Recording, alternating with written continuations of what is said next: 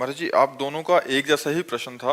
महाराज जी, ये जैसे आप कहते हैं कि बच्चों में सुधार होना चाहिए, माता पिता सही आचरण होना चाहिए, ये कह रहे हैं, कुमार जी कह रहे हैं कि मेरे माता जी का किसी से संबंध है और पिताजी का किसी और से संबंध है, जिसके कारण आपस में उनकी लड़ाई होती रहती है और इस पे हमारे पे बहुत असर पड़ता है। वैसे ही जी कह रही हैं कि माता पिता के जब आचरण गलत हो तो घर पे बच्चों के बहुत असर पड़ता बहुत है। महाराज बड़ी जी, समस्या है, बहुत बड़ी समस्या है। और आप लोग अपने को संभालिए। किसका प्रश्न है? हाँ, आप लोग अपने को संभालिए। बहुत कलयुग का विचित्र समय हो रहा है। अब इस पर हम क्या बोल सकते हैं, जहाँ चरित्र ही दूषित हो रहे हैं। माता पिता बच्चों के चरित्र का निर्माण करने वाले गुरु है। मातृ देवो भव, पितृ देवो भव। और जब माता पिता ही आचरणहीन हो रहे हैं, अब कलिकाल का ये मलिन व्यवहार है। हमें लगता है बच्चों को अपने जीवन को संभालना चाहिए, ऐसे माता पिता से दूरी बना लेनी चाहिए। अब वो घर में है तो क्या किया जा सकता है, लेकिन अपने को सुरक्षित रखना चाहिए। ज्यादा विरोध करने पर हिंसा के खेल होने लगते हैं। तो मुझे लगता है कि हिंसा ना करके, अपने जीवन को पाप में न डाल करके, उनके आचरणों की उपेक्षा करके अपने जीवन को बचाना चाहिए। मेरे इसी कारण मैंने 2 बार मतलब काफी बार माता पिता पे हाथ उठा दिया। वही तो मतलब, हिंसात्मक प्रवृत्ति ना करे, चुपचाप शांत अपने जीवन को। तो अब जब जैसे बच्चे सयाने हैं और देख रहे हैं कि माँ गंदे आचरण कर रही है, तो फिर असहनीय हो जाता है।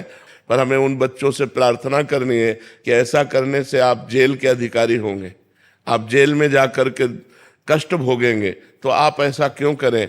आप ऐसे माता पिता का मन से त्याग कर दें। और अगर सयाने हैं तो बाहर जाकर कमाइए, खाइए, अपनी जिंदगी जीजिए। ऐसे माता पिता के संग से दूर हटिए। जहां तुम्हारे अंदर क्रोध आता है, तुम्हारे अंदर हिंसा की भावना आती है, उसको त्याग कर दो, नहीं तो तुम्हारा जीवन बर्बाद हो जाएगा। मान लो तुमने माँ को मार दिया या पिता को मार दिया, तो जेल तुम्हें होगी, जेल के भागी बनोगे। तो फायदा क्या हुआ? पूरा जीवन जेल भोगो। वो अपने आचरण जो कर रहे हैं करने दो, तुम अपने जीवन को संभालो, पढ़ो लिखो, मेहनत करो, नौकरी पेशा करो। अब ऐसे माता पिता से उदासीन हो जाओ जो ऐसे गंदे आचरण करने वाले हैं, क्योंकि समय बहुत गलत चल रहा है। अब जैसे 50-60 वर्ष की आयु होने के बाद सबको चाहिए कि ब्रह्मचर्य से रहे और भजन करे। अब जब 50-50 वर्ष के लोग गंदे आचरणों में जा रहे हैं तो कितनी बुद्धि भ्रष्ट हो गई है। 22 वर्ष तक ब्रह्मचर्य रहे और उधर 50 वर्ष के बाद ब्रह्मचर्य प्रारंभ कर दे, बीच में गृहस्थ आश्रम का प्रयोग करे, तो वो जीवन मोक्ष का अधिकारी हो जाता है। अब 22 वर्ष के पहले ही बच्चे व्यभिचार में उतर गए, और 50 वर्ष के बाद वाले व्यभिचार में, तो मोक्ष और परमात्मा प्राप्ति और भगवत भजन, ये तो सब बहुत दूर की बातें हो गई। तो हम बच्चों तुमसे प्रार्थना करते हैं कि तुम अपने जीवन को संभालो, कभी हाथ मत उठाना, उन्हें मारना नहीं, तुम दूर हो जाओ, नौकरी पेशा करो, व्यापार करो, अपने जीवन को जियो।